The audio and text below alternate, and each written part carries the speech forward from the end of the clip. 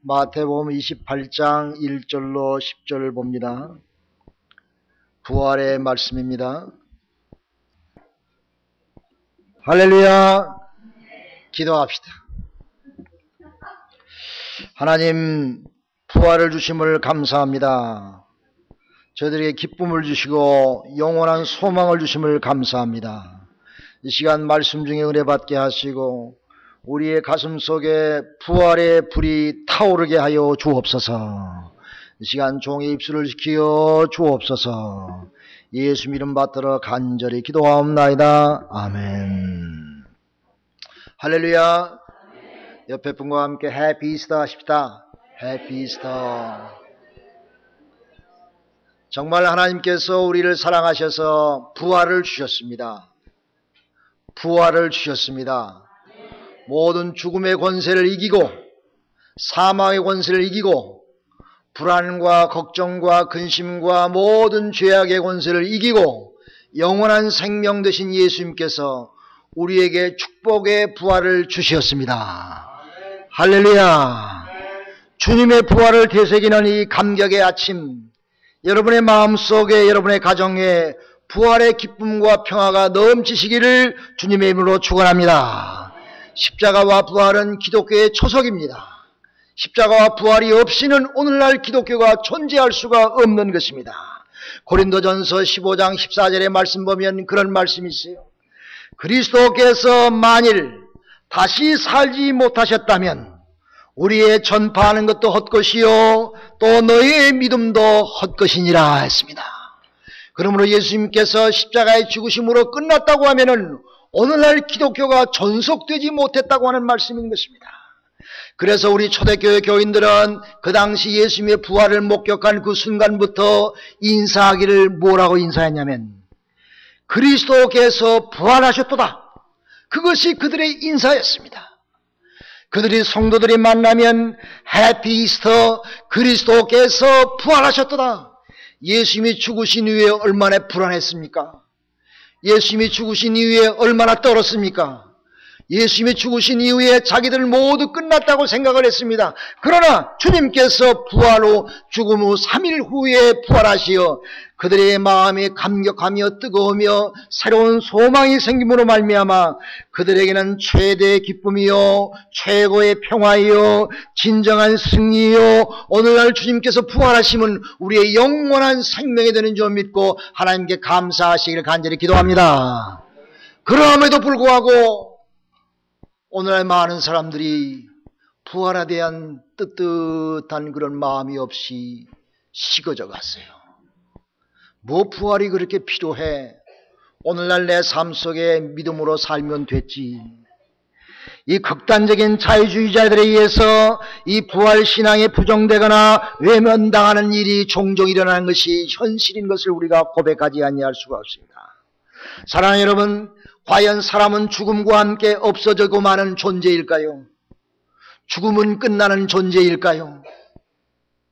수심에 차있던 어떤 젊은이가, 파우스트라고 하는 젊은이가 이제 인생의 의미를 찾지 못하고 자살을 하려고 했던 것입니다. 자기 인생한 진정한 인생의 의미를 찾지 못하고 이제 나는 죽어버리지 하고 있을 그때에 그가 교회에서 울려 퍼지는 합창 소리를 듣고 예수 다시 사셨네, 예수 다시 사셨네 우렁차게 울려오는 찬송 소리를 듣고 그는 용기를 다시 얻게 되었으며 진정한 마음의 부활이 있었구나 하는 것을 다시 한번 확인하고 그가 죽음의 자리에서 박차고 올라나와서 그가 유명한 하나님의 귀한 종이 되었던 것을 우리는 기억해야 되는 것입니다. 다른 종교에서는 절도 부활을 찾아볼 수가 없는 것입니다. 오직 기독교만이 부활이 있는 것입니다. 세상에 수많은 종교들이 있지만은 그들에게는 부활이 없는 것입니다. 오직 기독교만 부활 신앙이 있는 것을 우리가 분명히 믿는 것입니다. 우리가 부활 신앙을 딴 말로 일컬어서 말하기를 제3일의 사신앙이라 그렇게 얘기하고 있습니다. 예수님께서 무덤에서 3일 후에 부활하신 것을 말하는 것입니다.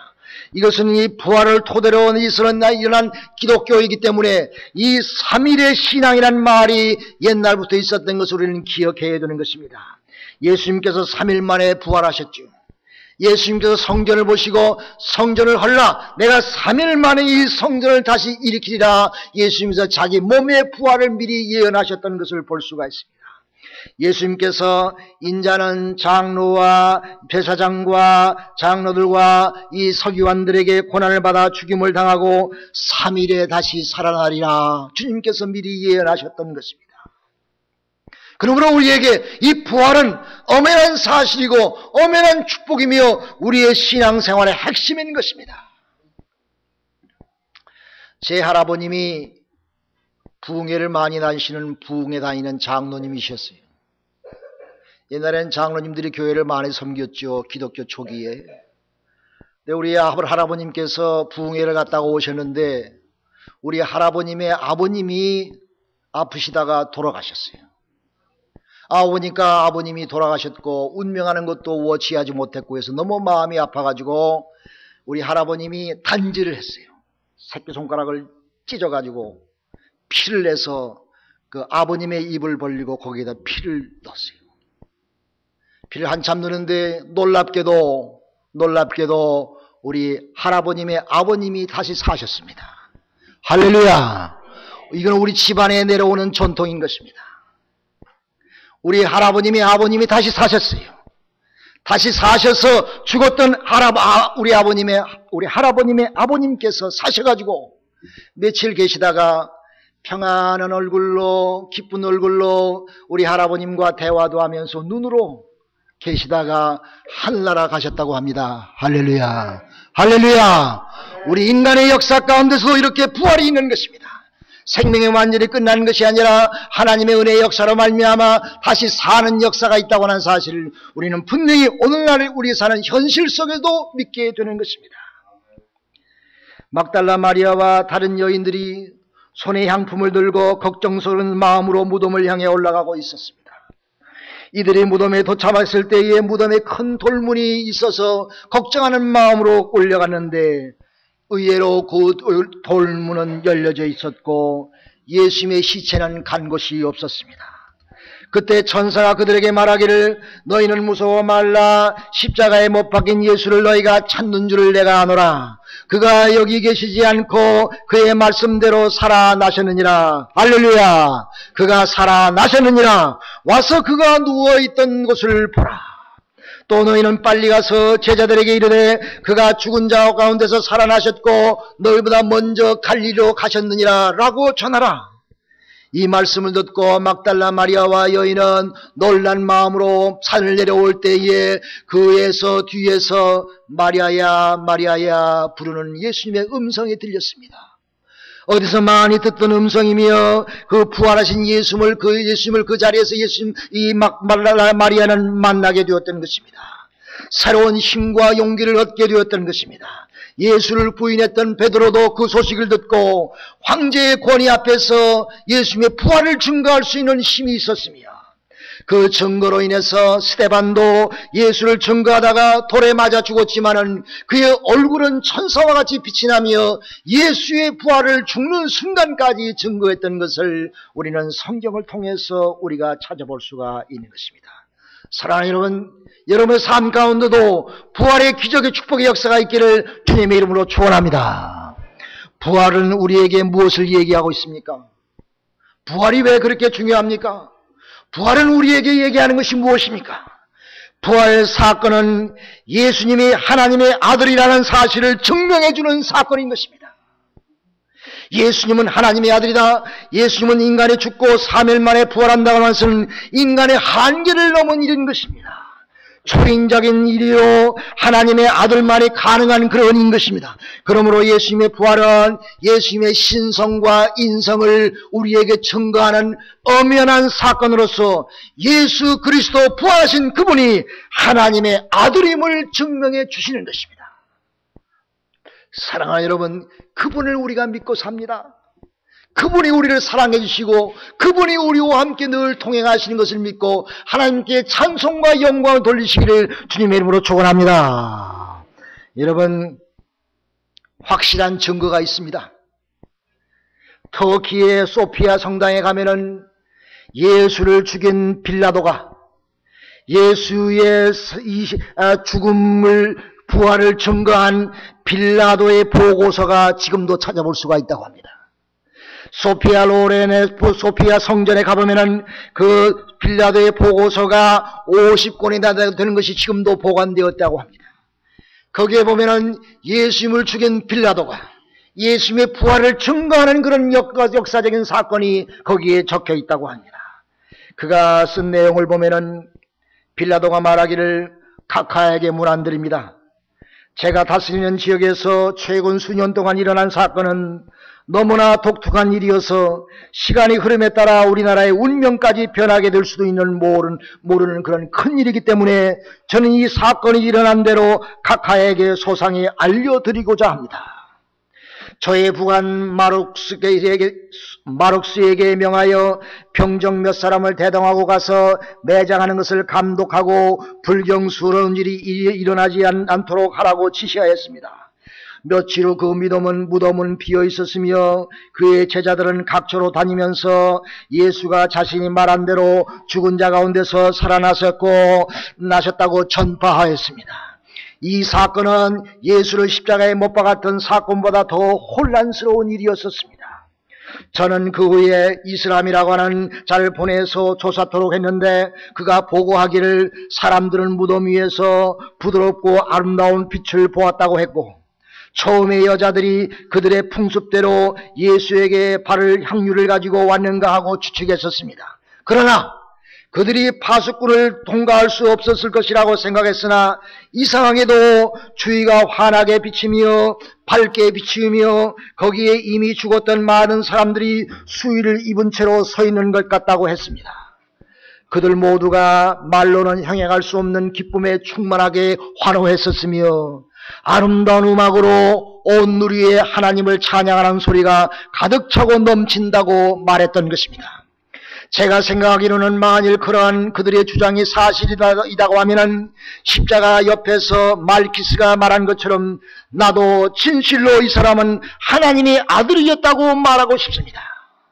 왜냐하면 마치 진흙이 토기장이의 손에 있듯이 모든 것이 그 사람의 손에 있다는 사실이 그를 따르는 자들이나 배척자들에 의해서 알려지고 증거된 것처럼 그 모든 사실이 그 사람의 생애와 조화되어지며 맞기 때문인 것입니다.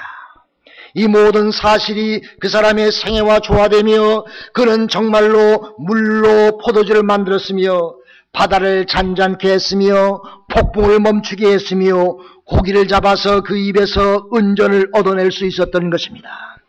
이 모든 사실은 그를 지지했던 사람뿐만 아니라 그를 대항했던 수많은 사람까지도 인정하고 있다는 것을 보고합니다.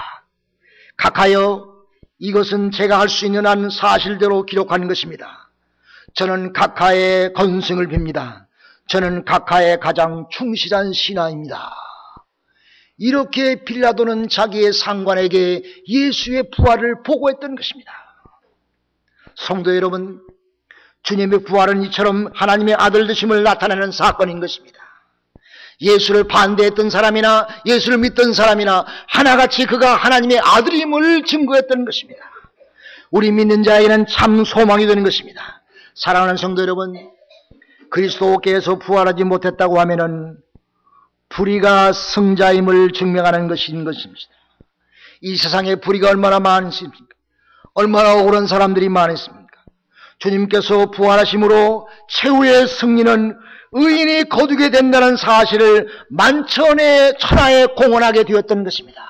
예수님의 부활 때문에 오늘날까지 수많은 선지자들과 성도들의 공통된 질문이 하나 있었습니다.